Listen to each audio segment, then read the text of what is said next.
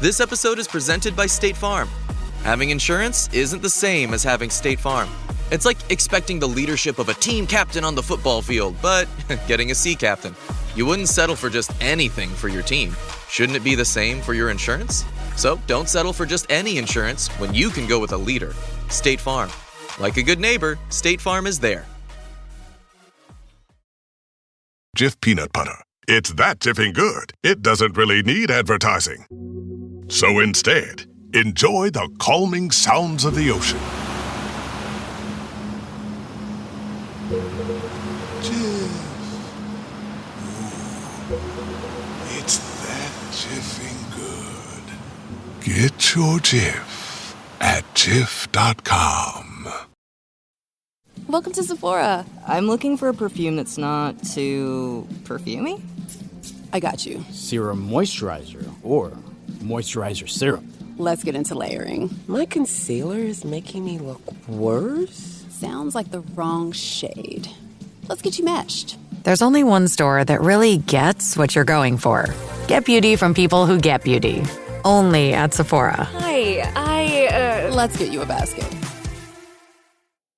Whether your business has 6 floors or 6 employees, Walmart Business has everything you need to save time, money, and hassle.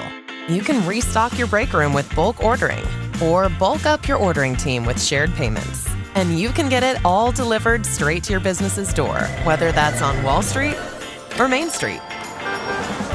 Walmart Business. It's the Walmart you love, now for your business. Learn more at business.walmart.com. Are your business expenses playing hide and seek?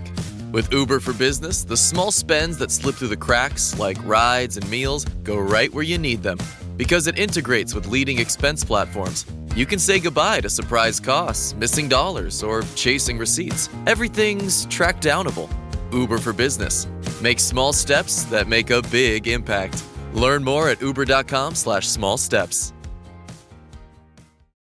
Guys, I don't know if you saw, Memes and Nightmares is out on Hulu. Oh, yeah. Movie 44? Yeah. Me and Zach Harper are in it a lot more than I thought we'd be in it. I think we both taped it the same summer. Mine was at Summer League. Zach said his was after Summer League in LA. Mine was at Summer League in Vegas. And I just thought it would be like a quick montage of our voices, and then that's it, and then they get into the movie. And it turns out we keep coming back. I keep coming back. Zach was a suspect at one point. Zach made it onto the Pepe Sylvia board. He did. Wow. He also said that Josiah is the best now, and then pointed at himself. Yeah. Ass on, ass off. Where are we grading this one? I think ass off all around. I haven't seen it. Amin was ass off, except at the party scene, Amin was ass on. The funny thing about the party scene was that was real. I was talking to someone having a serious conversation. Yeah, but then your eyes are darting towards the camera. Ooh. No, that was me telling the camera to go away. That wasn't, I forgot that I'm not supposed to look at the camera. That was me talking to someone and be like, get out of here. Go. This is not the time to fool around. Okay. All right. He's an actor now. You have SAG credits. I think now I could absolutely be SAG certified. I mean, look, now I have a rate, right? I have a quote. But I also thought I would have the respect of the entire acting community, the brotherhood, the union, if you will. Right. That didn't happen. No? Because the same weekend where I make my cinematic debut, my scripted cinematic debut, I got taken down a peg by none other than the Jamie Foxx. I Am Your Conscience? Yes, one and the same. So last week we had the conversation, the conspiracy theory that we formulated about what happened at the All-Star game. Why didn't LeBron play? And I theorized, I hypothesized that it was because him and Draymond were doing a coordinated strike. It was a coup. It was a coup. I called it a coup. It was great Illuminati fodder. Perfect analysis, connecting the dots. That video did well. All throughout the week, the numbers keep going up, and we'll periodically check back in and we'll say to each other, wow, we're cutting through the noise, right? There's so many clips. This clip is cutting through the noise. And then I thought we hit our pinnacle when I got the Draymond Green reply. Cap. A lot of caps. Wow, that's great, but I get it. Draymond is implicated in this. You can see how you wouldn't have the appropriate level of humor. Then I saw Scottie Pippen. Wow. Liked it. And I was like, wow, we're really cutting through the noise. Hall of Famer Scottie Pippen liked this reel. Cool. Can't get much better than that. This guy's top 75 all time. Then I woke up today and I saw I am Jamie Foxx blue checkmark has liked your reel. And I said, we did it. We cut all the way out of sports and we got to Hollywood. Here it is. I star in a movie, and less than 4 days after the release, Jamie Foxx is liking my shit. That's what I'm talking about. And I screenshot, I sent it to you guys. I was like, oh, guys, look, we're cutting through the noise. Then I scrolled down to the comments, and I saw Jamie Foxx left the comment. I was like, even better. Oh, my God, he really is engaging with what I had to say, except this is what he had to say. Damn, y'all hate that dude that bad? 40 years old carrying this bum-ass league for 20 plus years. What were you talk about when this man retires, and how come y'all don't talk about hockey, baseball, and other sports? Is LeBron the only person that you hate? And I won't lie, man. I was blindsided. Jamie Foxx is one of my heroes, my comedic heroes, man. I look up to him as an actor. Yeah. I look up to his path, starting on the comedy and then moving on to drama and becoming a serious actor. I'm like, man, maybe that could be me, Jamie Foxx. And then to read this, I was like, oh. This was distressing news. You know why I mean? Why is that? Jamie Foxx has his third eye shut. Firmly shut. He might not even know he has one. First of all, Jamie, I don't hate LeBron James. I like LeBron a lot. It's not even that he thinks that LeBron is the only talking point that we'll have, like him or hate him. It's that he called it a bum-ass league. Hold on, man. Why a league gotta be bum-ass? I love this game. I love this league. I've built a whole life and a career out of this. Jamie Foxx, in one Instagram comment, just reduced my entire life to bum-ass. Is this bum-ass Illuminati now? Wait, but it's a bum-ass league, but he's offended that we could suggest such a thing? LeBron's been carrying his bum-ass league. Then I really got to thinking. And guys, I wonder if you'll follow me down this path. Do we have a choice? I guess I'm locked in now. Yeah. Jamie Foxx had a special that came out on Netflix not too long ago, a couple of months ago. It's a very emotional special. I wouldn't say it's a comedy special. It's more musing on the idea of almost dying and now being back and healthy. In that special, he brings up one of the big rumors that went around, which is that Jamie Foxx didn't almost die. Jamie Foxx indeed did perish.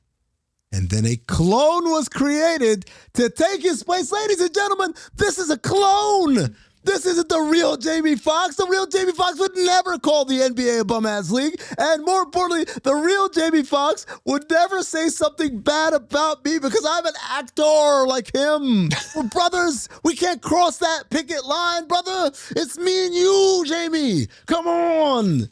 Oh. Heard it here first. Cutting through the noise. Jamie Foxx is a clone. My assignment.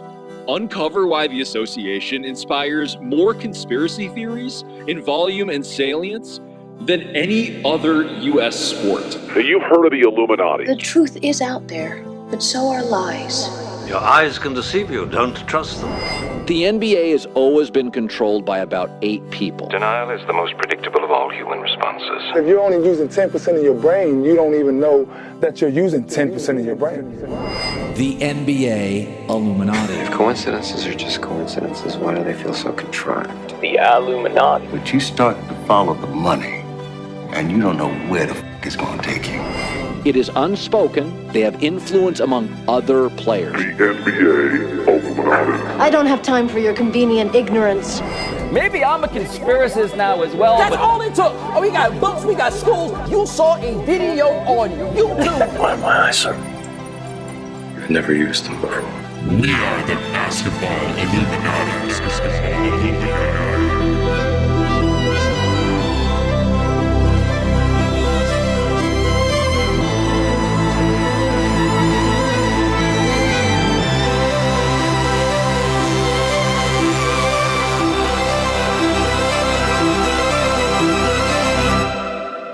This is Basketball Illuminati. I am Tom Haberstroh, and as always, I am joined by the 5-star Illuminarmy generals.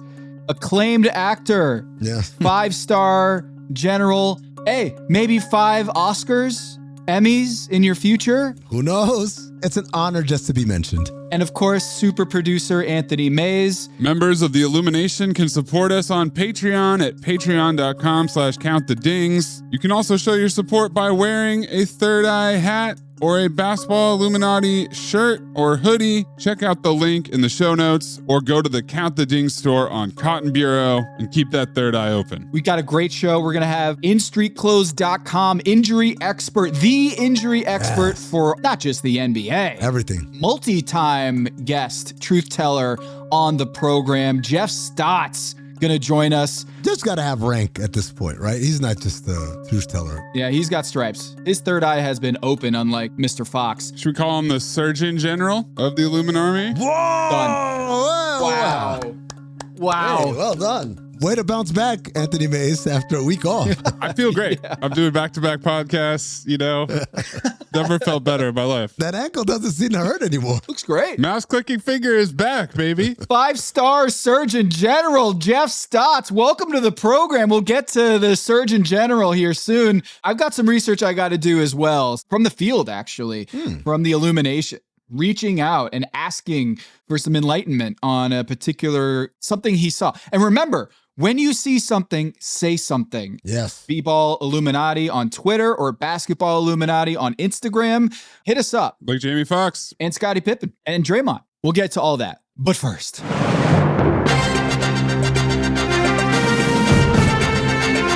You are listening to The Agenda with Amin Elhassan and Tom Haberstroh.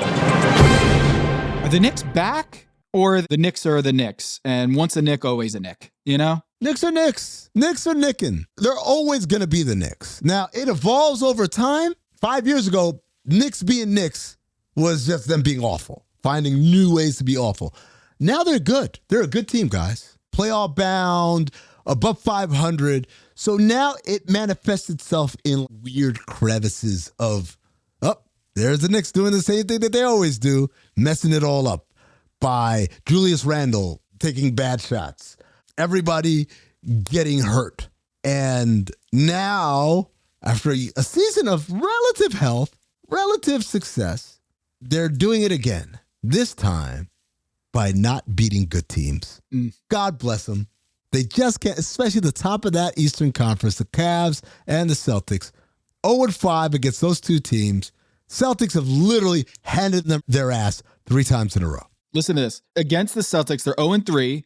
They lost by 23, by 27, and by 13. Okay. Against Cleveland, they've lost by 6 and 37. Against the Thunder, they've lost by 10 and 25. Folks, the Knicks be nicking. Yep. So all they have to do is not play any of those 3 teams in the playoffs. They'll be fine. That's a good point. Or the Pacers. Oh. Yeah. Tibbs be Tibbsin'. The Tibbs tax is coming to haunt the Knicks once again. We see Mikal Bridges. This is a marriage made in heaven. The fact that Mikal Bridges has not missed a game since he was in diapers. Iron Man. And then you got Tom Thibodeau running these guys into the ground once again. The minutes, guess who is leading the league in minutes played this season? It's Mikal Bridges. Who's number 3? It's Josh Hart. Who's number 4? It's Jalen Brunson. And my friends, OG Anunoby, right there behind them in minutes played per game. And then Karl Anthony Towns against the Boston Celtics lands awkwardly in the 4th quarter, leaves the game. He was in so much pain, he couldn't sit up straight. The trainers were looking at him. And then suddenly, he's back on the floor like 2 seconds later. What is going on? What was that about? Well, apparently, Karl Anthony Towns checked himself into the game, like walked over, and I don't know if Tibbs knew about it, but then he had to leave the game again. Come on. You could not script it any more accurately, the whole Tibbs and his history of these injuries, late game situations, when games are out of hand, and then it happens. Late February, we're dealing with a Karl Anthony Towns injury, and he's returning? Come on now. Well, it was a close game, right, Tom? Not so much. Look, man, I hope that after the money that they've got coming to Karl Anthony Towns going forward, CAA knows, because they were the ones who negotiated this deal for Karl Anthony Towns. We got to get a return on this investment. They traded Julius Randle, a pick, and Dante DiVincenzo. Broke up the Nova Knicks. And of course, now Karl Anthony Towns injured. We'll see how it goes. But after the game, when asked about Cat, Tibbs says, we'll just see how the next couple days go. Time will tell. It's a long season. It has peaks and valleys. And my favorite, it is what it is. When you're done, you just say, it is what it is. So there we go. The Tibbs be Tibbsin, the Knicks be Nixon. The thing that I'm curious about with the Knicks, beyond that injury, put Towns back out there. Why not? How does a team that has Mikal Bridges, OG Anunoby, Josh Hart, how are they so bad defensively? Meow. I mean, coached by Tibbs as well. Don't leave that out. Coached by Tom Thibodeau. You were in the bottom third in the league in points allowed per 100 possessions. If we filter it down to just half-court possessions, right? We take out transition. You're still at 18th, so slightly better in the half-court, but still below average for the NBA. I know you made a meowing sound there, Tom. I'd like you to elaborate. It is an alternate spelling of cat. Cat with a K, which is Karl Anthony with a hyphen in between and Towns. Karl Anthony Towns. Yes, cat. Meow. If we take this a step deeper, like why? What is it about Towns? Because Julius Randle, no one's confusing Julius Randle for the next coming Dikembe Mutombo. Why? And it really lies in the defense, the pick and roll defense, right? Because Towns can't meet at the level with the screen. He has to play drop coverage in order to be successful defensively. And that opens up a world of problems, particularly because Brunson himself is not Gary Payton either, right? So if I'm a team playing against the Knicks, I'm going 1-5 pick and roll every single time. I'm drawing Towns out. I want to go at Brunson. I want Towns to be in the help, and I'm going to attack them. And so if you're looking at teams like Cleveland, like Oklahoma City, and like Boston, they have guards / perimeter players who come off the screen, get into the heart of that open space in the mid-range, and can attack that. Also, all those teams have bigs that can either step out and pop for the three or can facilitate. So you can't just leave him open. So the big question I have, if you're the Knicks and your thing is nicking, does Mitchell Robinson change any of that? They're hoping Mitchell Robinson is changing a lot. Is it Mitchell or David Robinson could solve the defensive issues? I don't know. Do I feel good about Mitchell Robinson being healthy enough to be that impactful defensively to where they need to be? Probably not. Well, let's play him 40 minutes a game and find out. Exactly. There's a couple things. One, Towns is hurt, so now Robinson has to play a lot as opposed to just play, right? Two, this isn't something people say a lot out loud, but I'm going to say it. Mitchell Robinson gets rebounds. One of the best, if not the best rebounder in the NBA. Mitchell Robinson gets blocks. He's a tremendous shot blocker. Is it all right for me to say Mitchell Robinson, decent defensive player? Better for the Knicks than Karl Anthony Towns? Wow. I mean, they need the defense. They need it. If he's healthy, I don't hate it. Well, I mean, you mentioned the defensive rating, but against top 10 offenses, it's even worse. They're 29th in the NBA in terms of defensive rating, ahead of only the Raptors. Are you saying everybody against top 10 defenses, they're 29th? Yes. Oh, God, that's bad. And Karl Anthony Towns against top 10 offenses allows opponents to shoot 63% from the field. That is 346th out of 346. Meow. So there's literally no way that Mitchell Robinson could be worse than Karl Anthony Towns at defense. He is the worst in the league against top 10 offenses. Listener, listen up. This is important, okay? I'm going to try to save you some money here. If you're still overpaying for wireless, it's time to say yes to saying no. At Mint Mobile, their favorite word is no. You may think like, oh, that's bad. No contracts, no monthly bills, no overages, no hidden fees, no BS. Here's why I said yes to making the switch and getting premium wireless for $15 a month. You heard that correctly. $15 per month. Ditch overpriced wireless and the jaw-dropping monthly bills. And of course, there are all these hidden fees and stuff, but at Mint Mobile, plans start at $15 per month. All the plans come with high-speed data, unlimited talk and text. You're not doing like weekend and nighttime minutes or anything like that. and it's delivered on the nation's largest 5G network. Use your own phone. Don't have to get a new phone. Use your own phone with any Mint Mobile plan and bring your phone number along with all of your existing contacts.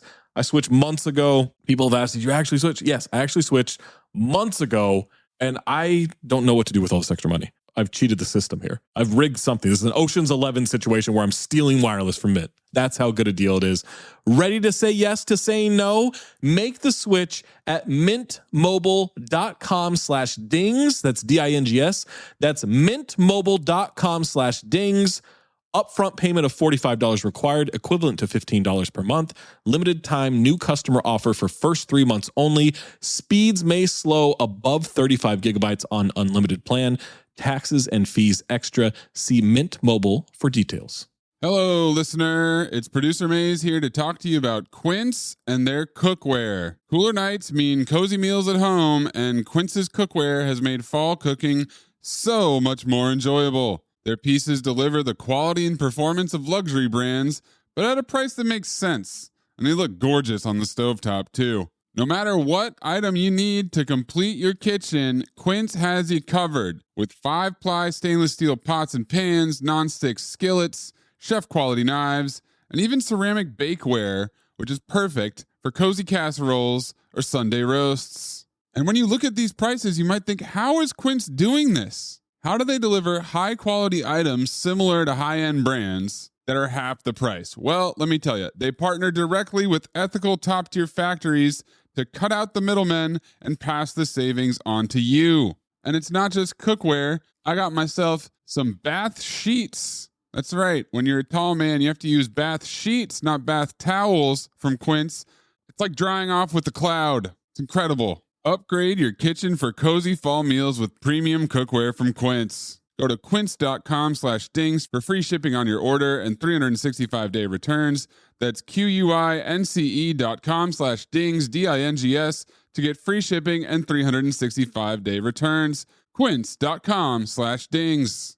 Hello, listener. It's Producer Maze here to talk to you about Kindred. Now, close your eyes like Owen Wilson during a job interview and imagine a way to travel that feels personal, comfortable, and connected without the price tags and the sterile feelings of hotels or short-term rentals. Now open your eyes and stop using your imagination because Kindred has made it very real. That's exactly what they do. Kindred is a members-only home swapping network. It's not a hotel. It's not a short-term rental. It's a smarter way to travel where each stay feels like home. Here's how it works. With Kindred, your home is your ticket. You earn credits by hosting fellow Kindred members, and then you use those credits to stay in over 220,000 homes in more than 100 cities worldwide. There are no hotel costs or rental fees, just the credits that you've earned. Every stay comes with white glove service, 24/7 trip support, and $100,000 in host protection. Make it easier for you to travel and enjoy yourself and not worry about details. I've used Kindred and I found an amazing home for a weekend getaway in an idyllic location with amazing views and great ambiance. It had everything I needed. And the best part was, it cost me $0. So apply now at livekindred.com and use code DINGS to join for free. Plus, you'll earn 5 nights of travel credit just for signing up. That's right, that's 5 whole nights for free at livekindred, KINDRED.com,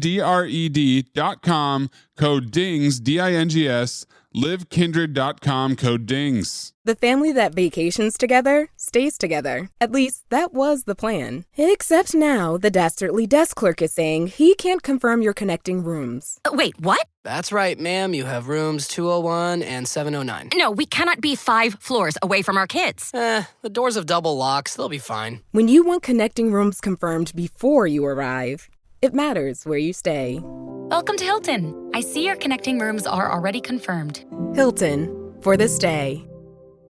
Wish you could become a morning person? You know the type, up before the sun, early morning runs, first one to the office with donuts and a smile. How do they do it? Easy. With the new Galaxy Watch 8, sleep tracking and personalized insights from Samsung Health help you improve so you can wake up to a whole new you. One who, dare I say it, skips the snooze? It's possible. Train your sleep with Galaxy Watch 8. Learn more at Samsung.com. Requires compatible Samsung Galaxy phone, Samsung Health app, and Samsung account.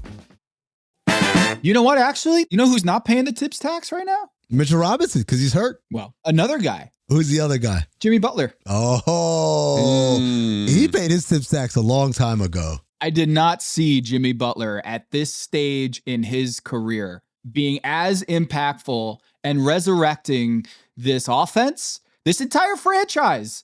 You know, the entire Golden State Warriors prognosis going forward has completely changed with one addition, and that's Jimmy Butler. I was going to say Quentin Post, but it's Jimmy Butler, okay? Shout out to Quentin Post. That guy, holy shit, has he changed everything about the Warriors. What I've been saying from the very beginning of the Jimmy Butler saga, the dude only starts shit when he wants to get paid and he feels like you're not going to pay him. The best version of Jimmy Butler that anyone ever gets is the newly arrived, newly paid Jimmy Butler. With the new car smell. The fact that people thought that there would be personality conflict, the fact that people thought that his style wouldn't fit with theirs, that's the part that's beyond me. Now, if you want to say, damn, I don't want to be paying him $40 million 2 years from now, I get it. I'm not here to argue that that's a great bet based on his help. But the question of the impact that happened by a lot of people, both by your armchair pundits and people who are really smart about the game, think about the game at a high level. I was staggered. I'm like, have you guys not watched this movie before? He does it every time. Remember when he got to Philly? It worked. He made it work. Damn, they almost beat the team that went on to win a championship. So I watched this addition to the Warriors. And first and foremost, like you said, Tom, energized. I've never seen an 11th place team wake up after an acquisition and be like, we're going to win a championship. We're going to be championship. Shout out to Leandro Barbosa. They legit are like, oh, we're right in this shit. We're right in the thick of it. Number two, defensively, the Warriors already were pretty good defensively this year. You added Jimmy Butler. Now you've got two guys who can legitimately guard 1 through 5. Well, which is big because there are a lot of guys who guard 1 through 5, but not so great. Hell, I could guard 1 through 5. Karl Towns. Yeah, Karl Towns. There you go. We needed a more egregious example than me. But then you see what he does offensively for them as an inside threat, as a guy who gets to the free throw line. As a screener, you can't just pop off and leave alone. It opens the world up for Steph Curry and the rest of this offense. To wit, according to Cleaning the Glass, Warriors offense, half court, without Jimmy Butler. So up until that trade, 21st in the NBA. Since acquiring Jimmy Butler, 6th. This ain't transition points, folks. This ain't leak outs. This is, we walked it up. All 10 players are on this side of the court. They are 6th in offensive efficiency. Big reason why? Free throws.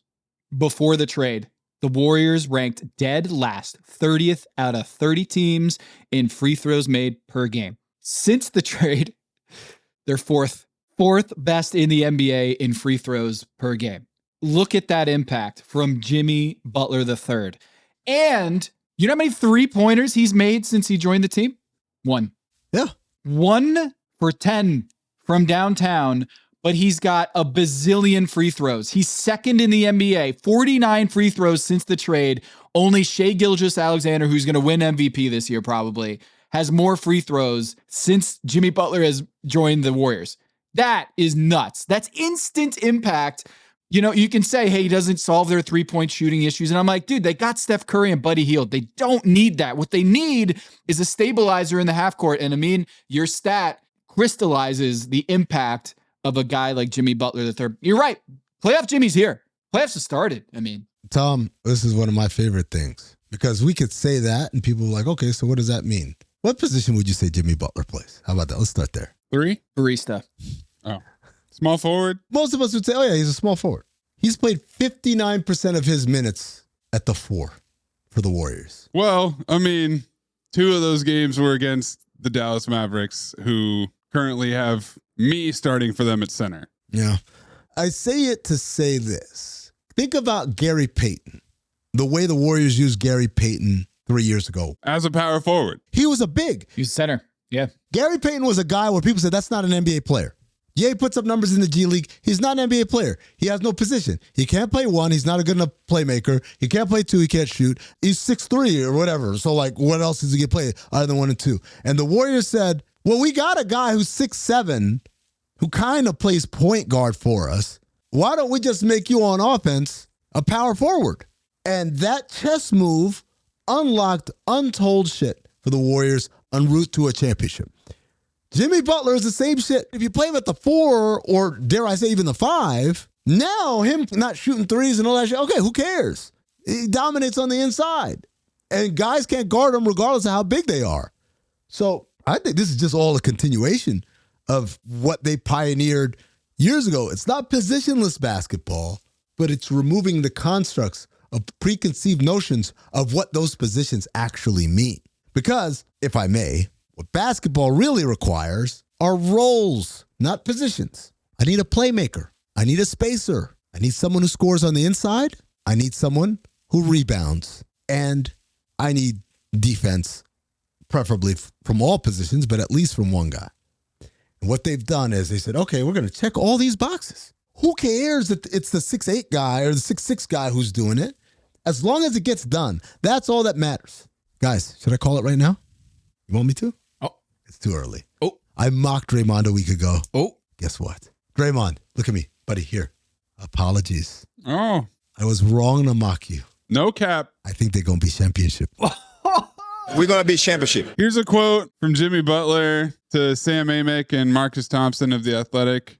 I don't pay attention to social media, so I didn't know that Draymond said that, or that Amin said that LeBron was staging a coup. But we do have a chance, and the reason why is not because I'm here. It's not because of the energy that I may or may not bring.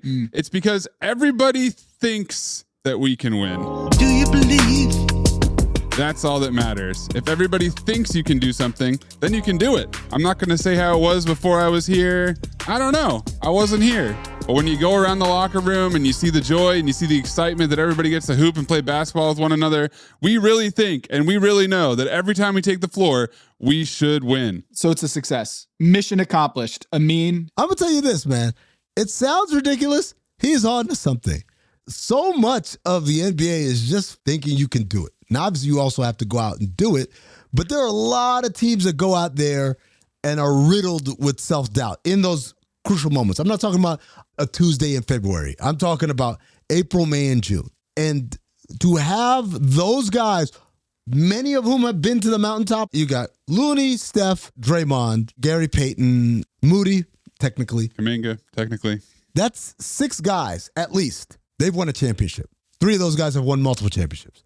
Then you add in a guy who's been to the finals twice in the last 5 years, but never tasted the champagne. It's the right amount of like, he's done this, guys, but also he has that hunger. Ooh, man. You know what? It's funny. I've been picking Oklahoma City all year long. They're perfect. They have no flaws. The Thunder. They don't. Find a flaw for me. It was size. Guess what? That's taken care of too. But man, oh man. Sign me up for one more ride of the Golden State Warriors. Are you not believing in the Luka Lakers then? Come on, man. Do we want to talk about this? Do you want to talk about the victory lap these assholes did because they won a game? Well, it's the playoffs. They finally beat the Nuggets in the playoffs. That's right. The playoffs have started. You're right, Tom. I'm wrong. The playoffs have started, and the Lakers beat the Nuggets. But when the real playoffs start, no, that ain't it. Well, LeBron fake punched JJ Redick after the game. Jocular. They're laughing together. Luka has an amazing game, fooling dudes left and right, playing defense, hard-nosed defense. I feel like we have this conversation where it's like the NBA has to make the regular season matter. What if the regular season is actually the postseason? We just haven't been branding it correctly. This is the playoffs, and then the playoffs is the postseason. Oh. That's how it goes, right? Regular season ends at the All-Star break. Okay. After the All-Star break, we get the playoffs. No, postseason. This is the postseason. So this is the postseason. Regular season ends, All-Star break. Postseason is basically March 1st. I don't think it's the All-Star break. I think it's the trade deadline. I think the postseason begins after the trade deadline. Ooh. Mm-hmm. Preseason? Preseason is preseason, or is preseason everything before the All-Star break? Ooh. And we don't even have a regular season. We go from preseason to postseason. Preseason, then postseason. Preseason, postseason, playoffs. How do you get rid of the regular season as a problem? You get rid of the regular season. We did it. We did it. We fucking did it.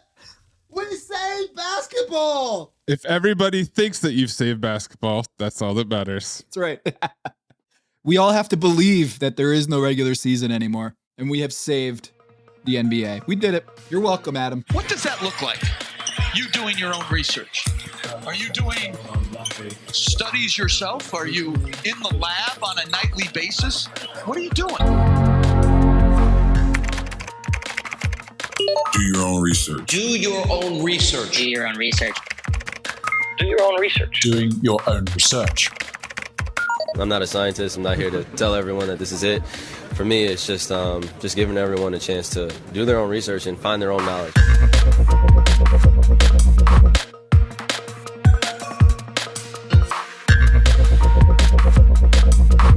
So we had a request from a field soldier of the Illuminati, Jeff Bachman, who wrote in to say, the Cavs blowout of the Knicks last week had me wondering if we're seeing more 140-plus point scorings than ever. He said that 15 teams have combined to score 140-plus 34 times so far this season. Then he started asking about 130-plus games so far. He said that's up to 157 that he could see. These numbers sound insane, but I have no idea how they compare to other seasons. Can a lowly private give the 5-star generals an assignment? Yes, you can, Jeff Bachman. Salute. Assignment accepted. Hey, you mentioned that you went to StatMuse, and I'm wearing a StatMuse shirt, by the way. It's so comfortable. I got it like 10 years ago. But you know what? Come to us. You don't have to go to StatMuse. Hit us up on Instagram, Basketball Illuminati, on X, B-Ball Illuminati, Basketball Illuminati at Gmail. If you want to leave us an email, drop us a line. And we will do the research. Tom will do his research. And I went to the vault to figure out, is this abnormal, what we're seeing? 140 plus. And the answer is, whoa. While this season, we're not seeing a lot of 140 plus games in the aggregate, it's not up there with the very highest seasons. In fact, if you look at NBA history, according to stathead.com, last season had 76 140 plus games. And this season, as of this recording, we have 37. And that would be 8th most all time. 8th most all time, but we are only about 2/3 of the way through the season. So we can expect that by the end of the year, we should be close to 2nd or 3rd most 140 plus point games of all time. Because after last year's 76, it was 22-23 with 52, 2018-19 with 45. What's interesting about this list is that if we continue at this pace, the last 3 years will be the 3 highest 140 plus point game counts. And the last 6 years are already in the top 10. But, okay, big buts cannot lie. What we're seeing in February is something totally different. I know that Bobby Portis got hit with a suspension for PEDs. Does the NBA get drug tested? The league. Because these scores since the month of February that have started, we've seen 12 such games of 140 plus. And that is 1 out of every 11 games we are seeing 140 plus. And a couple of them have been against the Knicks defense, right? Meow, meow. If you want to score 140 plus, play the Knicks. Before this month, guys, 1 out of every 28 games. So we've more than doubled the number of 140 games than we had before. Hey, Jeff, you're onto something here. I don't know what's in the water. I did do a little preliminary research on free throws. Maybe this is just the Jimmy Butler effect, but free throws up 5 to 10% this month, but not egregious. I just put it out there for the illumination. What's going on? What is behind the scoring surge in the month of February where 1 out of every 11 games we're seeing 140 plus points, including the Portland Trail Blazers that I did the broadcast the other night against the Charlotte Hornets, and they got 140 piece. The Detroit Pistons are getting 140. The Atlanta Hawks might not make the playoffs, and they're getting 140 every night, seemingly. Yeah, as soon as this was brought to our attention Sunday night, Detroit 148, Atlanta 143. No mistakes, no coincidences, guys. It's an explosion. Then the Chicago Bulls Monday night against the 76ers, 142 to 110.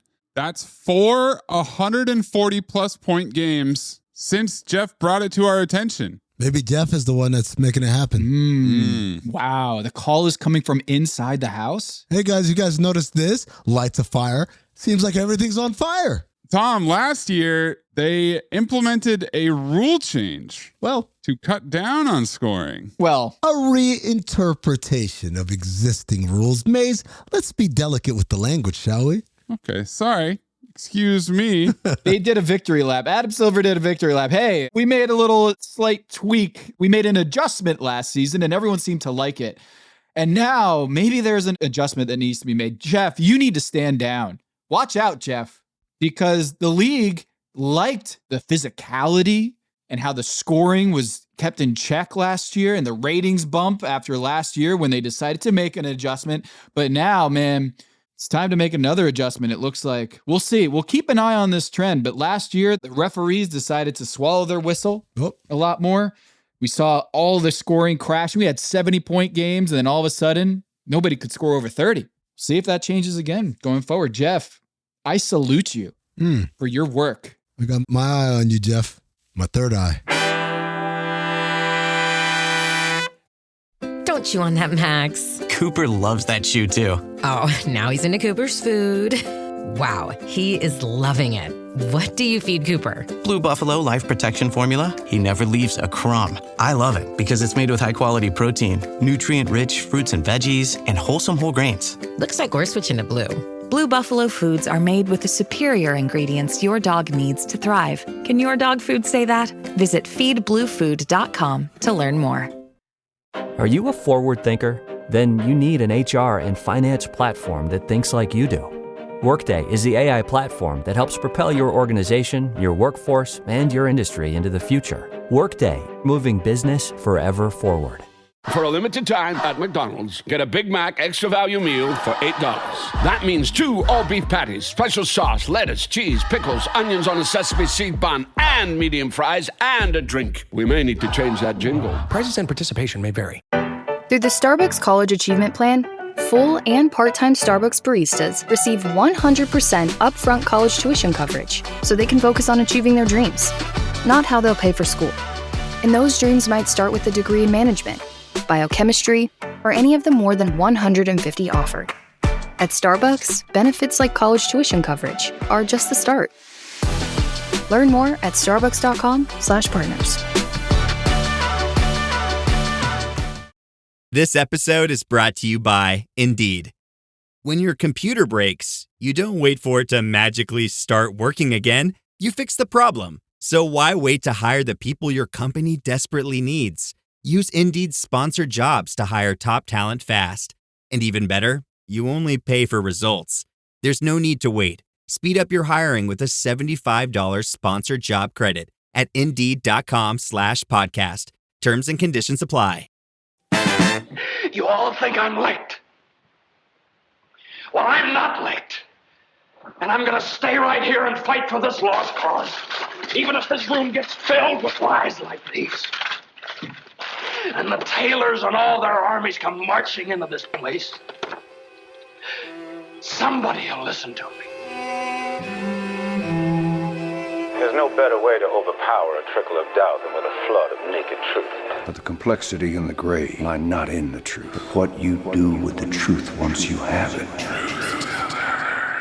What is true and right is true and right for all. You and I both know that that's just not the truth. You can't handle the truth. It's too messy. Keeps them up nights. I'm here because in the end, the truth is worth the risk. Speak a little truth and people lose their minds. I'm a grown man. You can tell me the truth. Why is it people who want the truth never believe it when they hear it? So you know what I'm going to do? I'm going to do something really outrageous. I'm going to tell the truth.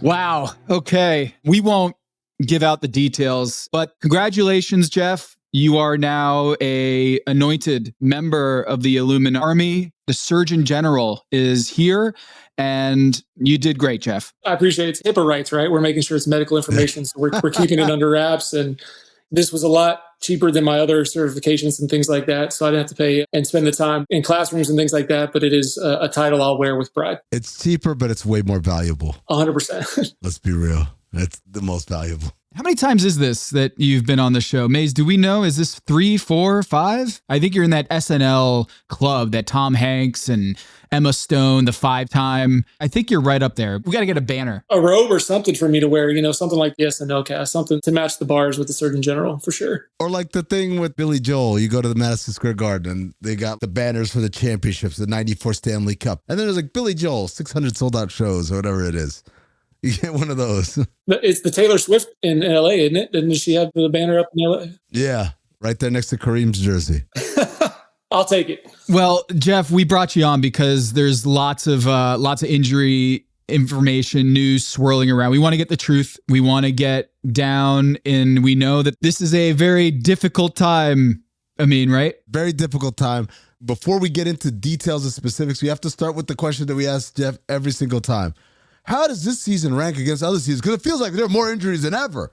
We have to do that every single time. So how are we doing this year? We're up. It's up. Damn. On pace for a pretty high year. I guess you guys can refer back to my original title you guys gave me of the Grim Reaper, right? Like here we are talking about injuries again. And it's the injury rates are about 100 games lost higher at this point. I looked today, through the All-Star, that compressed double week coming out following the All-Star break. And on this date, we're about 100 more games lost than last season. And last season was pretty high. The big thing that is always going to be the outlier is that COVID season, because we had so many games lost to illness that year. So we try to extrapolate some of that, but it's trending upward, which is discouraging, especially with, some of the concessions we've seen and steps forward we've tried to make to help alleviate some of the things. But, I always tell you guys, it's after the season we finally get that good snapshot. The scary thing for me in terms of the numbers is we usually see a spike in this last quarter of the season in terms of games lost as teams start to be more cautious with injuries or starting to turn towards next year. And also the breakdown of fatigue. Guys are starting to get tired as the season progresses and you reach that kind of culmination of the 82-game schedule. So I am unfortunately reporting that they are up at this point, and I'm hoping it's not going to be record high, but it's definitely higher than it was last year, which was a little bit high as well. Anecdotally, feels like calf strains are up, but maybe that's just to the big name, high profile guys. You got Luka Doncic, you got Giannis Antetokounmpo now. Where do you think the uptick is coming from, and is there anything discernible in the data? So in the first quarter, there was not with calf strains. Hamstring strains were significantly up in the first quarter of the season. But I ran the numbers following kind of the Giannis-Luka duo there, and calf strains are considerably up this year as well. So, and that's calf-related injuries, whether that's a soreness or tightness, anything that's related, linked to the calf.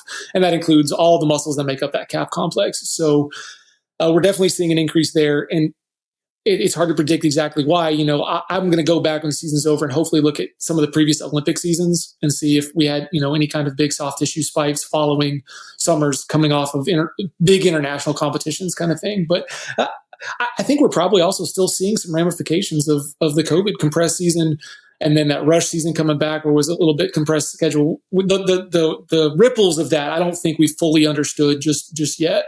And so I think it's going to take, I kind of always said a 5-year window post-COVID is going to be a good snapshot of what we're dealing with, and then keep tracking it as we come out. You mentioned the Olympics. Any correlation there between some of the guys getting injured and the wear and tear of a shortened off season for them? I haven't seen anything drastically yet, but some of these guys play internationally, and it's not the Olympics. They play, Eurobasket or some other tournaments. So, you look at some of the top NBA guys, and there hasn't been, Tatum hasn't missed a whole ton. Granted, Tatum didn't play a ton in the Olympics, but you had guys like LeBron, and I guess AD now is limited. Giannis. Yeah, and Giannis. And so I'd have to try to go back and look at all the rosters because then what you're going to have to do is, okay, were they on the roster or were they actually playing? Because there are a couple guys that were on the roster that didn't get a ton of playing time, comparatively speaking to, some of the USA counterparts or like a Jokic and those kinds of things. Right.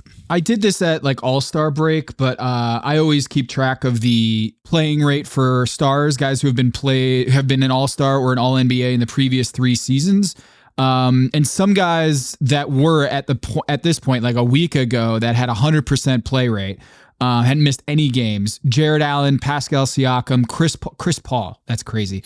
Rudy Gobert, Shai Gilgeous-Alexander were at 98%, missed just one game. Tyrese Halliburton, Bam Adebayo. So the Anthony Edwards, these guys playing just about every game this season. Jason Tatum, Tyler Hero, Jaren Jackson Jr. But at the bottom, you also have Kawhi Leonard, Joel Embiid, Zion Williamson, DeJounte Murray, Paolo Banchero, Chris Middleton, Luka Doncic, Jimmy Butler, LaMelo Ball, and John Morant's back, but he's missed quite a bit of the season as well. So that's kind of a snapshot of just the star players. But right now, Embiid is probably the biggest story at the moment. Is what do the Sixers do? Is that the biggest story? I believe a little thing called deep vein thrombosis is the biggest story now. Let's do the Embiid one. Let's do the Embiid one first, and we'll say deep vein thrombosis. So DVT, we'll get back to that, but the Embiid stuff is alarming for a number of reasons because we keep having this conversation, it seems like, is that he's dealing with another injury. The meniscus procedure last year hasn't really fully gotten back, and it kind of involves what you just talked about. Team USA playing through the Olympics, and Philly fans were worried, like, hey man, is he going all out for the Olympics, and how will that impact, the following season? And this year, he's played just 19 games, and the Sixers are 8-11 in those games. He's got a monster extension coming forward for him, and I do think there's some panic in Philly, some panic about Embiid right now. Sure. And I think that panic has been there basically since he got drafted, right? Like he missed the seasons with a navicular fracture. They can attribute that to the process, but they saw him, what he's capable of when he's healthy. He's an MVP caliber player, right? It's been one thing after another. And some of those are not his fault. The facial fractures, you can't do anything. There's nothing you can do there's no exercise or preventative care for those kinds of things, right? But once a big guy has back, knee, and foot issues, we get worried. Embiid has had all three of those things throughout his career. And this knee has been problematic. He's a big guy. He's had multiple operations on the knee already, and it's continuing to give him problems. And, it sounds like it's lingering effusion, so swelling on the knee, which is causing him movement problems, also probably some pain somewhere mixed in there. And they're just continuing to exhaust their options to figure out what they're going to do, because I think they kind of have to. They've got to run out every kind of ground ball at this point with, $192 million extension or whatever it is looming, and to make sure that, they can get some return on that investment that is going to be, and again, you want Joel to be in a good place long-term as well. What's this mean for his quality of life moving forward? Because I stress that's something that needs to be taken into consideration here too, from a standpoint of, he's a big guy and you don't want him limping around the rest of his life. Dev, I'm curious. I know this is not exactly something that's easy to track, but as I think about Embiid's injury history, is he the most injured player in NBA history in terms of like the variety of injuries? Broken foot, torn meniscus in both his left and his right knee, orbital fractures multiple times, shoulder, back, hip.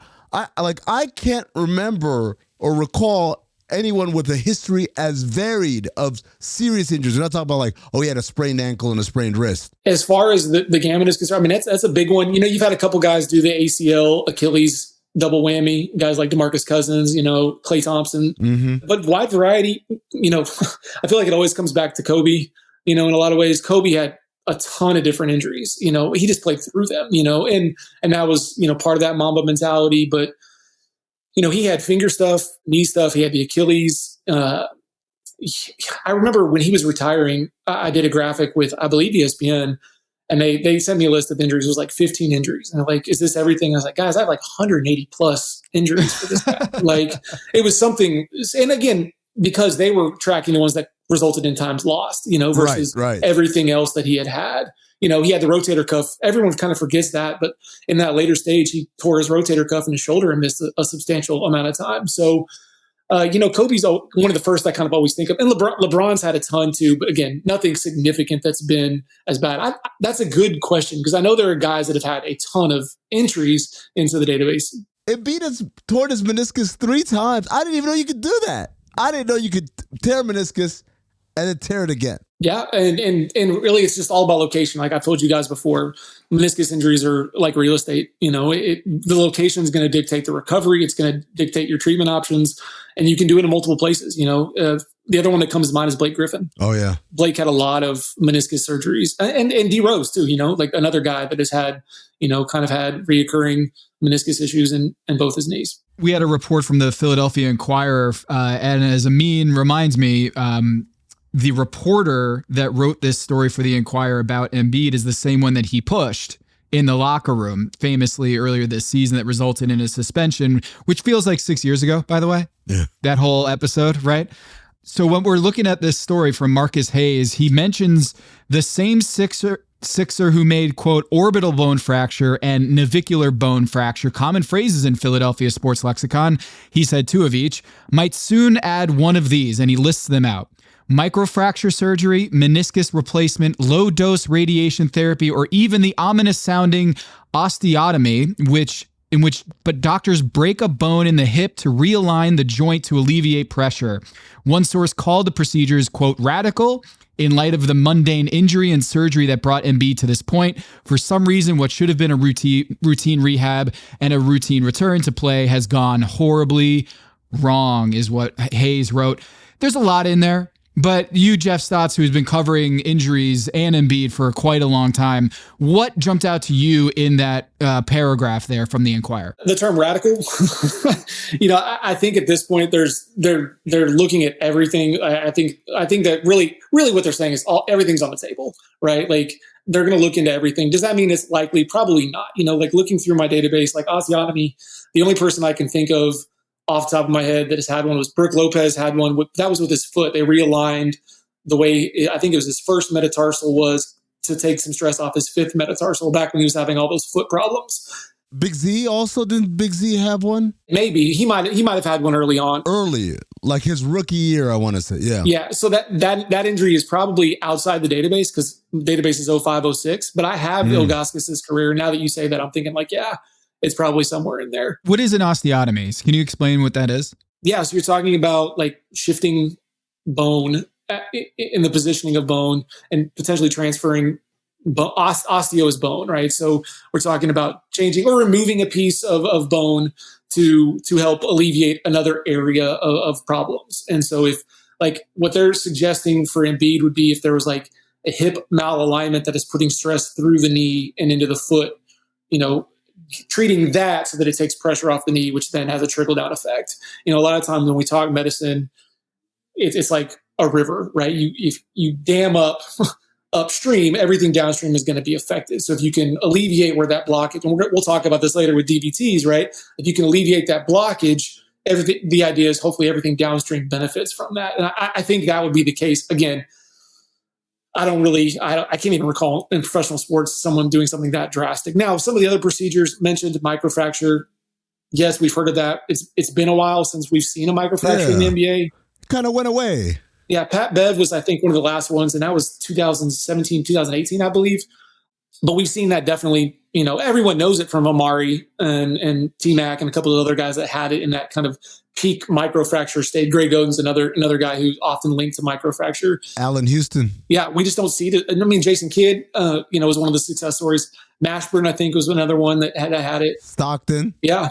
And so there's been some successes. And again, I think the idea is microfracture is not as successful for the style of play now, right? So we've kind of started to go away from it as much, even though it was, something we used predominantly. They went from all the rage to now they don't really do it. Why did it go out? I mean, you said it because style of play. Can you explain what the link is there? So microfracture itself is a technique. It's not like when we say Tommy John surgery, that's a repair of a specific ligament, right? Like in the elbow. Mm-hmm. Microfracture is a technique. What the surgeon does is goes in and basically creates tiny breaks in the surface of the cartilage. I hate it. To stimulate blood floating and clotting into the area with the hope of stimulating cartilage growth, because cartilage does not grow very well naturally. It heals very poorly, which is why we have all these problems. This is why arthritis is a thing, right? Because that articular cartilage wears down.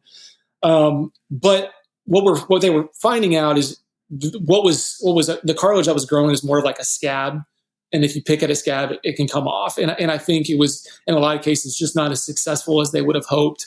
Now, again, there were successful cases, but you look at some of the more famous I hate to use the word failure, but it wasn't as effective. It's bigger guys, right? So more load through those knees, more weight through those knees, and it's going to slow things down. To be fair, because everyone always thinks of Amari, the microfracture actually worked for him. It was the other knee that started giving him problems, and that was what ended up giving him the most issues. The microfracture procedure for him was a success. It's just the compensatory thing that probably arise. Yeah, other things trickle down. And again, it's technique. So it also depends, like we said, about location. Where were you doing the microfracture? Was it on your kneecap? Well, that's got a higher, the underside of the patella, that's got a higher success rate than if it's in one of the weight-bearing structures of the knee where, you're going to have a lot of a high intense load placed through the joint. So you mentioned location, real estate theory here. Same thing with Wemby, right? Like as soon as I saw the Wemby thing, I had a real from a reporter sense, a real worry that this was Chris Bosh all over again. Was a guy, tall guy, very skilled, just went through a lot of travel. And when Chris Bosh had the chest pains coming out of the All-Star break, I think it was 2016. Yes. It was scary because he was like, I just did all this travel and I had these pains and they looked into it and it was a blood clot that had traveled to his lungs. Very scary.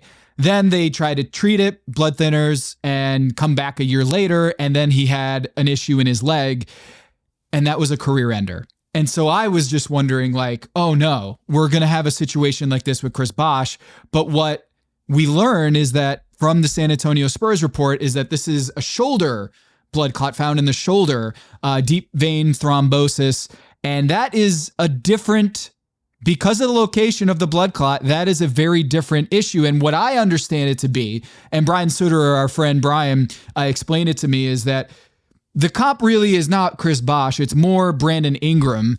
And the way that we talk about blood clots, you have to make that distinction that the way that this blood clot formed or was found is very key to understanding the prognosis going forward, because it seems that something in the shoulder could be more structural, like a bone blocking the traffic, as you were talking about earlier, rather than maybe something that would deal with more something to do with the blood. And so is this, as Brian had pointed out, is it really as simple as, hey, shoulder ones are less severe or less worrisome than ones that are found in the leg or obviously in the lungs?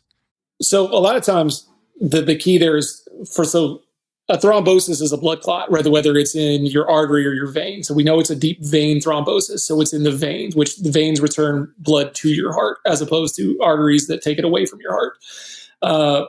Wemby's is likely an effort-induced thrombosis. So it was linked to repetitive motion. I wouldn't be shocked if you hear something like Paget-Schroeder syndrome or something along those. It was just kind of a repetitive motion that led to some blockage of that vein, which led to the development of a clot. As opposed to where clots appear like trauma-induced or following surgery. There's been several cases in the NBA.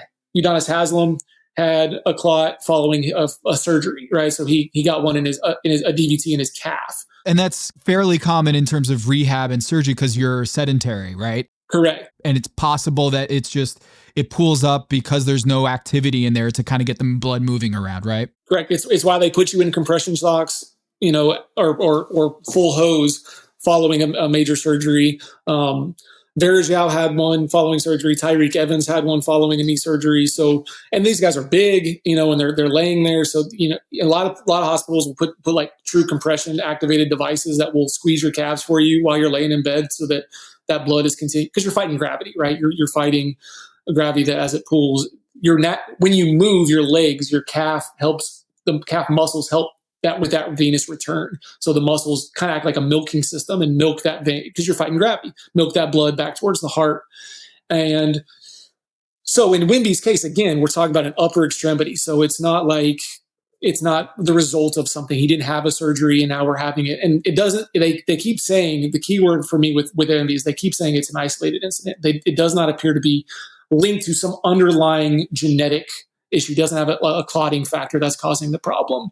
And that's exactly what happened with Brandon Ingram is he had this DVT in his shoulder, and he ended up having thoracic outlet decompression surgery, where they actually remove the compression site. So they take out the first rib, the scalene muscles, and sometimes you have like an extra rib in your neck, a cervical rib. They'll take that out if that's there. Your ribs go all the way up. This is a dumb question, but your ribs go up all the way to your neck. This is weird. Every thoracic vertebrae of your spine has a rib connected to it. And then so if you go to the back of your neck and you can feel your C7 spine, like it's the one if you kind of bend down and it'll poke out, that's your C7. Go down one more, that's your T1, and that's going to have a rib. It comes all the way right underneath your collarbone. And it's like, I mean, you can kind of feel it if you follow your sternum, and right there, you've got a rib all the way up there. So that what happens is there's a big bundle of nerves and blood vessels that come from the neck down into the upper extremity. And if you've heard of, we've heard of neurogenic thoracic outlet syndrome with Markel Fultz. So the nerves were getting pinched in that area. This is more of a vascular impingement. So it's a pinching of the blood vessels versus the nerves. Kyle Anderson is another guy who was having some impingement in his shoulder and had decompression surgery. His, I believe, was neurogenic too. It wasn't linked to clotting. So, but Ingram had surgery and has been fine ever since. There's been no problems with that. His surgery was carried out, I think, 2 weeks after the diagnosis. He came back and had an all-star season. His first all-star was right after his surgery. And we haven't heard surgery for Wemby yet, but if they I would not be surprised if they decide that's the best case for him at this point. But like, this is kind of weird, but if you look at Brandon Ingram's build, he's kind of looks like a little mini Wemby. That's what I was going to ask. Is that a coincidence that they're skinny guys and they caught this? I don't think it's something we should be ignoring, right? Like, I think it's worth taking into discussion. Now, again, guys like, when we talk injuries with guys like Zion, Kate Porzingis, and now even with Wemby, these guys are considered the unicorn, the alien for a reason. They're one of ones. Their bodies are unique. So you're having to examine things on a different scale. Like, you just have to take everything into consideration. But if it is truly something like an effort-induced thrombosis, like we believe, it's likely from the repetitive motion of shooting, whether he was in the gym shooting a whole lot, in the games, those kinds of things. Something was getting compressed. The muscles were causing some kind of compression. Can we get that to calm down and then it's going to be fine? Or do we need to do something more proactive like that thoracic outlet decompression surgery? What are the symptoms? How does it even, because I've read obviously what you wrote about Brandon Ingram. They caught it early. What are the symptoms? How do you catch it? How do you find out that a guy has it in order to be able to take action early? So some of it is just like localized pain. Like Wemby did say he had some pain in his shoulder. I believe Ingram even said at the time of his, I was having some shoulder pain. In the case of like Kyle Anderson, he reported tingling into his fingers. You know what I mean? Like somewhere downstream. Right. I've seen athletes, come in and they've got elbow pain, and we treat the elbow pain and we do everything we can, and it's just not getting any better. And we start doing a more thorough, and it's neurogenic TOS. You know what I mean? But for the clot, you'll also start to note maybe some fatigue as some of that blood flow is restricted. You might actually start reporting some shortness of breath, especially if it's gotten into the lungs. If there's any kind of pulmonary embolism in there, like even if it's a small one, you can report shortness of breath, difficulty breathing, not feeling well. I think back to last year's the Thompson twin that had a blood clot. The initial report on him was asthma. I think he was probably, reporting to the training staff, hey, I'm having trouble breathing a little bit. And, maybe it was just exercise. They thought it was just some exercise-induced asthma. Go in for a full, more detailed eval. And it's like, oh, wow, you got, some clots and on those lungs. So let's start the treatment immediately. Because, again, in worst case scenario, it can be life-threatening. I wonder how many people just like false diagnosis because, you think about, for instance, my shoulder hurts. I've been shooting a lot. I think all of us would say, yeah, overworking it. The muscle's tired or whatever. I don't think the idea that, no, this is something much a lot more insidious would come to mind. I think in Wemby's case, they were hoping that the break from the All-Star break would cause things to calm down. And it sounds like he was still coming back reporting, hey, my shoulder's still bugging me. I'm still not feeling great. Okay, let's start looking. And there are different tests. Again, I'm Surgeon General, but no MD for sure. Like there's other things that people can do that they can start tracking those kinds of things to make sure that, hey, is this a clot? Is this something we need to start screening for, and looking into a little bit more in depth? Speaking of looking into more in depth, I want to know your thoughts on the Luka trade from an injury perspective. I know you're based in North Texas, and this hits home quite a bit for you. But I looked at the trade, and they're saying, hey, Anthony Davis, he's healthier than Luka in the last 2 seasons, and therefore it's a bigger roll of the dice with Luka Doncic, who's 25, and even though Anthony Davis is 32, going to be 32. Luka is a lot more injured, and I feel like there's almost like you've got to dial. You're a producer, and you got to dial super producer. Maybe Anthony Mays can explain it. Just is Anthony Davis more injury prone? Well, I guess prone is not the right word, but more at injury risk than Luka Doncic. And what's more accurate, using career data, previous season data, or last 2 years data? Because I think you get different answers depending on where you're kind of putting those filters. The filter is you need to look at it all. Like there's no reason you should look at it through a snapshot. There's no reason you shouldn't look at age. There's no reason you shouldn't look at injury history. All those things should come into play to create as most clear of an injury profile of a player. We talked about foot and knee injuries and things like that for big guys, and how I don't love those kinds of things. And, you got an older player in Anthony Davis who, to his credit, has last several years been I would say a model of health, because he still had injuries, but he's played a lot, and he's avoided those big injuries that we saw in New Orleans. But I mean, there's still risk there, right? Like he's had plantar fascia issues. He's had other issues as well. He's had plenty of soft tissue injuries, which are always concerning. And Luka's had some soft tissue injuries, especially with that calf. I mean, he had the one that kept him out of the start of the postseason when they went to the Western Conference Finals. And now he's had this one as well. And I but he's young, but again, you start building an injury profile with his weight, and I know that's been thrown around a lot, but that's a controllable thing, right? You can help potentially fix that, and then hopefully put him in a spot where you can, I hate how much we focus on players' weight, especially with Zion and Luka and those kinds of guys. Because I mean, part of Luka doesn't need to be skinny, because that's what makes him so effective, right? Like, because he's strong. Like, Luka's a strong guy, and so he needs to have some weight on it. And again, I think it was Dorian Finney-Smith, right? 260 and dropping triple doubles. Maybe I need to bulk up, kind of thing, right? So the injury profile comparing the two doesn't make sense to me from a standpoint of the Mavs saying, hey, we want to move on to a guy with a better injury profile. That doesn't make a lot of sense to me. Because it maybe it's more what they're more comfortable with. You know what I mean? Like, we're more comfortable with these things.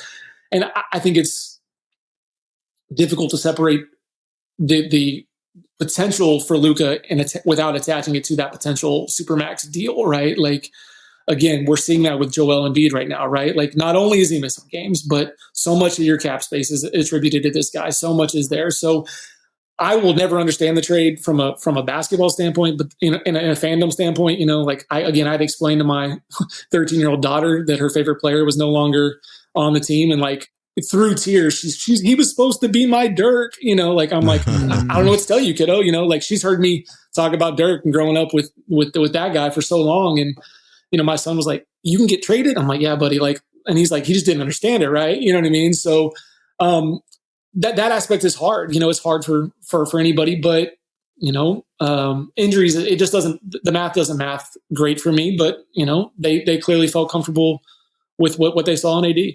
Let me ask this question. Actually, this is a homework assignment for you, Jeff. I don't know if you already tracked this, but if not. He's a 5-star Illuminati general. He can make assignments for the Surgeon General. It's okay. The chain of command here is okay. Little homework assignment. I have a theory that Anthony Davis, while he's been, quote unquote, healthier the last couple of years because he hasn't missed as many games, he actually leads the league in leaving games due to injury. Huh. So starting a game, but not finishing the game, not because it's a blowout, not because he's tired, but because he got hurt. Oh, my shoulder, my ankle, my whatever. I submit to you, no player in the NBA over the last 2 years has left more games due to injury, even if he doesn't miss the next one. So I don't know if that's something that's in your database. leaving games early due to injury? That's not. That's a variable I haven't accounted for, man. There it is. That's going to be interesting to see if I even do it. Well, here's how I would do it. I would go to the Twitter feeds when they say Anthony Davis has gone to the locker room, do a little query on that.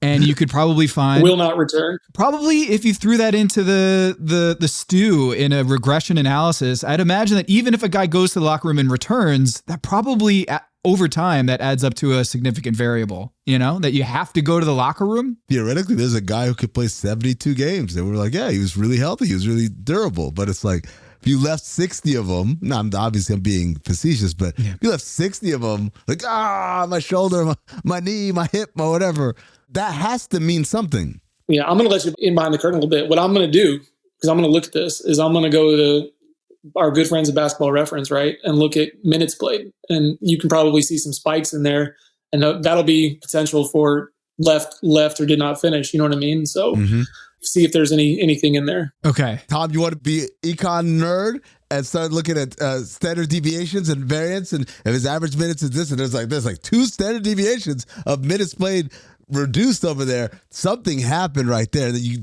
apply that across the entire NBA. You could do that. Man, you've done it in like 15 minutes. Sounds like deep research, deep search, something for one of these AI things. Deep research thrombosis. Wow. There we go. I got to ask Jeff this because as a certified athletic trainer, you feel for all these athletic trainers that are dealing with guys who want to play through injury. And I don't know where the buck stops when some of these guys are like, no, I want to play and you can't do anything about it. Anthony Davis, we were just talking about him, had the adductor strain. And then I think it's come out recently, I'm paraphrasing here, but I think he said like, maybe I shouldn't have come back so soon. I just wanted to play for the Dallas Mavericks and show out. We had Karl Anthony Towns check himself into the game the other night against the Boston Celtics with Tom Thibodeau. And we had the KD situation in the NBA Finals where it was like, should he be playing? Should he not? And then sooner or later, we have Bob Myers crying at the podium because the worst case scenario happened where he tore his Achilles. Amin? And one more example also, Giannis Antetokounmpo, who famously obviously had that injury where we thought, this guy's going to be done, and he came back in the NBA Finals MVP. But I talked to Eric Name last weekend, and he said, like, even this, Giannis on a minutes restriction, Giannis missing games, that was like a real, dude, you're not 25 anymore moment where they had to impress upon him. You have to sit this thing. You have to let it rest and give it some time. So, Tom, back to you. Jeff, what do you do? Can you give us an example of what the head athletic trainer does, what the job is in the whole system of letting a guy play or not, medically clearing them? So this is for me. So like you set benchmarks of what you want your players to do. You know what I mean? And those need to be relatively finite, right? In terms of this is what you got to do, especially with certain injuries, right? You need to be able to do this, whether that's, a broad jump with no pain, give me some kind of distance, if we have a baseline test for something on you, can you return to baseline? A lot of my functional, I make them do functional drills, can you do this? And I don't see you limping, I don't see, are you running, skipping, jumping, hopping, doing all the things you need to do in a game? Because you might feel fine at baseline, and part of sometimes it's simply the athlete, oh yeah, that doesn't feel good when I make a hard cut. I feel fine now, but as soon as, and that's where the trust and the dialogue between you and the athlete hopefully is established enough that that's a good realization. Okay, I'm not ready to go. You're right. I'm going to listen to you. You almost want them to say it, right? You're like, sure. You want them to come to that realization. Yeah. But what do we always hear? Oh, if this had been the playoffs, he'd be out there. Well, that means already your return to play protocol has a subjective component to it where it's going to be how the athlete plays. And there's wiggle room, right? So, okay.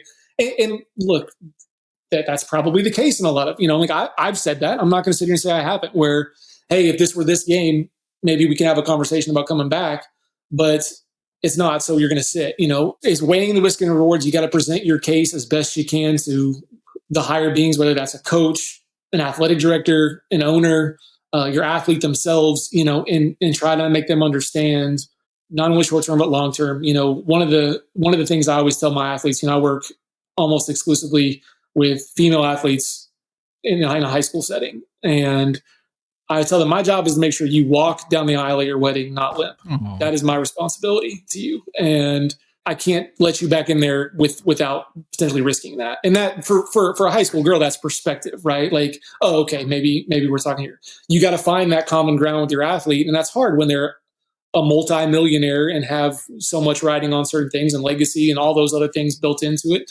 So you got to hope that, everything you're presenting them. And that's, I think we talked a little about this maybe before, is that's why you seek out 8 or 9 opinions. That's why you do things like that, where you're trying to show them that, hey, it's not just my opinion, it's multiple people, and even if it's, you get that one case where that person's like, well, maybe you should, if you've got 8 or 9 other people backing you up saying, no, really, you shouldn't do this. Maybe that's more helpful. Does that make sense? Yeah, that makes total sense. When you talk about, for instance, some of those range of motion tests where you have a baseline reading from the beginning of the year, and now we're testing the athlete against those and how close you are to them, is there a margin of error, or do they have to hit that range of motion, that ability to, that broad jump or whatever it is? I think it depends on the injury. If they're coming back from a specific injury, right? Like if it's something serious like an ACL recovery, like we have markers that our docs will not clear if they don't hit at baseline or better, right? Like there's no wiggle room there. Like you can't even be, a millimeter, 2 centimeters. What I mean? You need to be back to where you were. And that's just to reduce the risk of long-term injury or some secondary injury or whatever the case may be. If I'm watching somebody like just do a squat or, some kind of jump, there's no true objective measure. Like I'm not getting out the goniometer and measuring every little joint angle there. We're trying to figure that out. Have I done that before? Sure. We've done that with people, but again, it depends on the injury. If it's a grade 1 ankle sprain, am I going to haggle over a millimeter? Not necessarily, as long as all the other markers are, functionally clear and there's no other hang up somewhere else, or, you try to gather as much subjective and objective information to make the best informed decision. Subjective information is coming from the patient. How are they feeling? What are they, what's their mentality? That what's their mindset? I mean, I've had girls and guys for that matter, athletes that have come back and physically they're hitting all the markers like you talked about, where they physically can hit everything. But they are not there in the head, and they're nervous of contact. They're nervous of, they don't trust themselves. And I'm not going to clear you either, and one of the things I'm constantly saying is return to play does not mean return to action. And so the doctor is giving you clearance to return to play.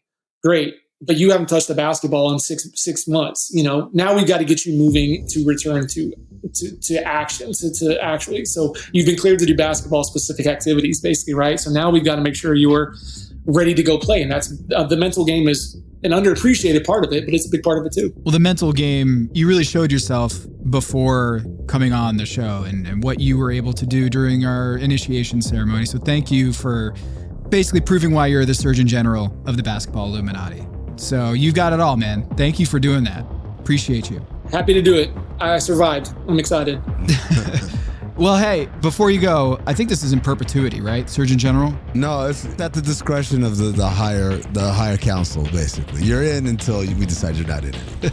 That's very Jedi Council of you. I mean... Yeah.